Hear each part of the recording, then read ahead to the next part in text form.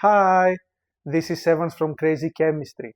In the previous video, we saw where we can find rare earths. In this video, we will see why rare earths are called rare earths. Are pigeons real? Some people would claim that they're spying drones. Maybe this one is real and this one is real, but what about this one or this one? Maybe a bit harder to answer. What about rare earths? Are they real?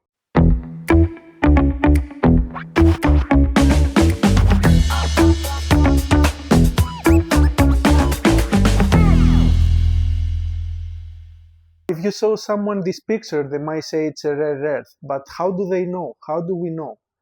What is the distinguishing factor that makes this a rare earth? Why this is a rare earth and this is something else, for example? What is this unique characteristic which actually makes us create a whole new category that we call it rare earths? Why do we need to make this classification? What is the common thing in this material that other materials don't have, that we call them rare earths? Rare earth elements are defined by their electron structure. Specifically, they fill the 4f orbital. And I hear everyone saying 4f orbital, what? What is that? Well, let's have a look. Everything in matter consists of atoms, and atoms consist of a nuclei, which is the center, and electrons moving around it. Electrons are very small, negatively charged, and they move incredibly fast. They actually move so fast that we cannot track them. Like, we cannot pinpoint one location and say, oh, here is the electron, here is where it is. Instead, we describe the electrons as where they're more likely to be found. For us to be able to approximate their location, we use something we call Schrödinger equation. Schrödinger is this fellow with a cat that you're not sure if she's dead or not. Some of you might look at this equation and be like, oh my god, I just clicked this video to see if rare earths are real or not, and suddenly I hear about electrons and Schrödinger equation. One more word and I'm calling the police. What is this?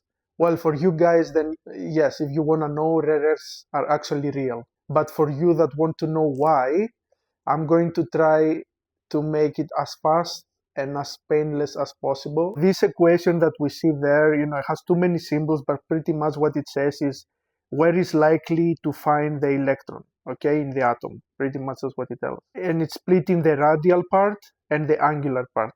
The radial part shows you how far from the center you can find the electron, while the angular part tells you towards which direction you can find your atom, like left, right, up, down, where is it? Then when we have these two information, we can define a 3D space that is highly likely that we will find the electron there. This space, we call it an orbital. Orbitals are not floating randomly, they are organized clearly inside the structure. Okay, and the structure is like this. You have a cell, you have a subshell, you have an orbital, you have the electrons inside the orbital. It's like a babushka, if you think about it, yeah? One inside the other. So in order to be able to approximate the location of the electron, we have 4 quantum numbers that they can give us the address of the house of this electron, okay? The first quantum number that we need is symbolized with the letter N, and stands for the principal quantum number. This number will tell you what is the energy level and the size of the cell, and how far is likely to find it from the nuclei, how far from the city center you can find the electron. The cell can contain multiple subshells. The second number that we need, we symbolize it with the letter L, and stands for angular momentum quantum number. This number defines what is the shape of the subshell inside the cell.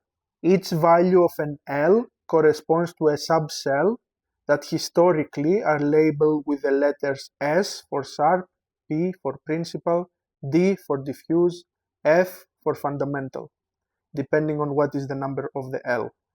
And then the shape that they have, the S subshell has a sphere shape, P subshell has a dumbbell-like looking shape, D a clover looking, and F has a more complex shape.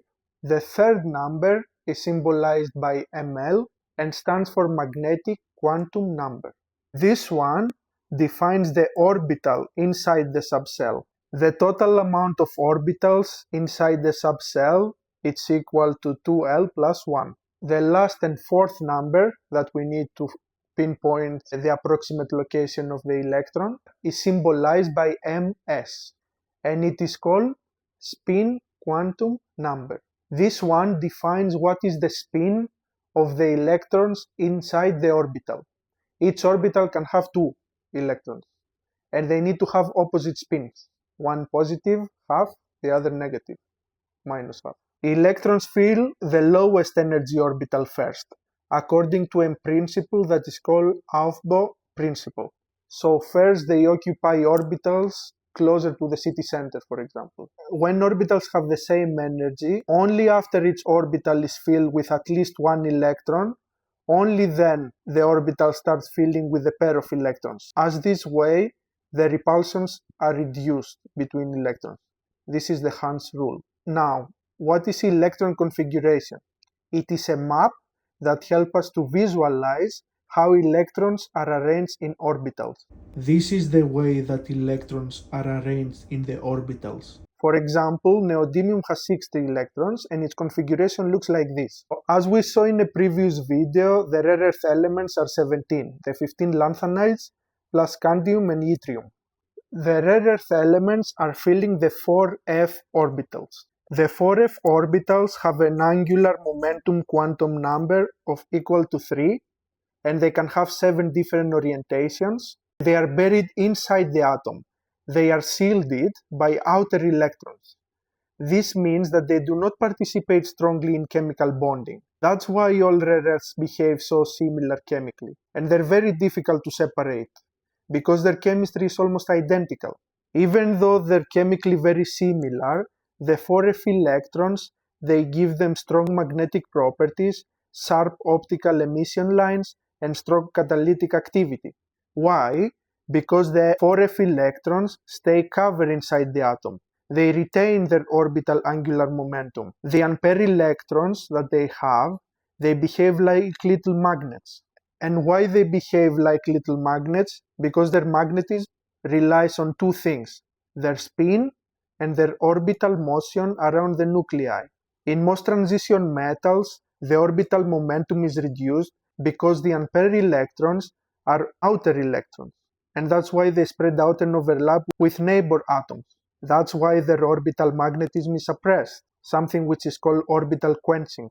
But in rare earths, the 4f unpaired electrons are deep inside the atom. They don't overlap with neighboring atoms. Their spin and orbital motion is not disturbed. For example, neodymium has 4 unpaired electrons in the 4f orbital. This is why neodymium magnets are so strong. That's why rare earths are so hard to separate, because they're chemically so similar. That's why you need a lot of chemical steps, a lot of energy input, and large-scale processing in order to be able to isolate them. So that's it for today. Thank you for watching. If you like the video, please consider liking, subscribing, and sharing it. See you. Bye.